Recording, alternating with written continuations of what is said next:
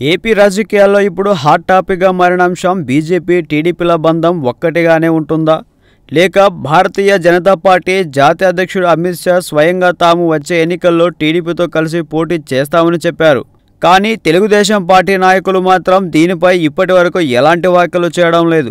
గత ఎన్నికల్లో కూడా బీజేపీతో కలిసి పోటీ చేయడం వల్ల చాలా చోట్ల ఓడిపోయామన్నది టీడీపీ నేతల వాదన. స్వయంగా నాని ఇదే విషయాన్ని కూడా చెప్పాడు. తనకు తక్కువ మెజార్టీ రావడానికి బీజేపీనే కారణమని, తెలుగుదేశం పార్టీ సింగిల్గా ఉంటే తనకు భారీ మెజార్టీ వచ్చేదని, ఇది ఒక్కటే కాదు ఆయన చెప్పేది, ఇంకా చాలా మంది నాయకులు ఇదే అంటున్నారు. కానీ బీజేపీ తెలంగాణలో ఒంటరిగా పోటీ చేయడానికి సిద్ధంగా ఉంటే ఏపీలో మాత్రం టీడీపీతో కలిసి పని చేయాలన్నది వారి ఆలోచన.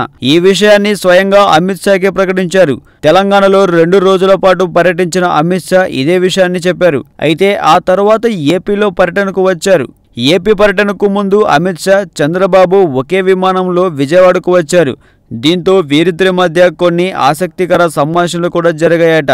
ఇదే పొత్తుకు చర్చ జరిగింది. ఇప్పటికే ఇద్దరం కలిసి పనిచేస్తున్నాం కాబట్టి ఖచ్చితంగా అలాగే కొనసాగిద్దాం సార్.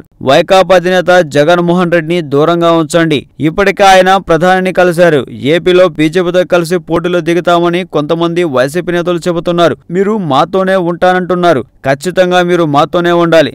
జగన్ వద్దు సార్ ప్లీజ్ అంటూ చంద్రబాబు అమిత్ షాను కోరాడట. అమిత్ షా ఏదనుకుంటే అది జరుగుతుందనేది అందరికీ తెలిసిన విషయమే. అయితే అమిత్ షా మాత్రం చెబితే ప్రధాని కూడా వింటారు. కాబట్టి ఒక రాయి ఇక్కడ వేశారు బాబు.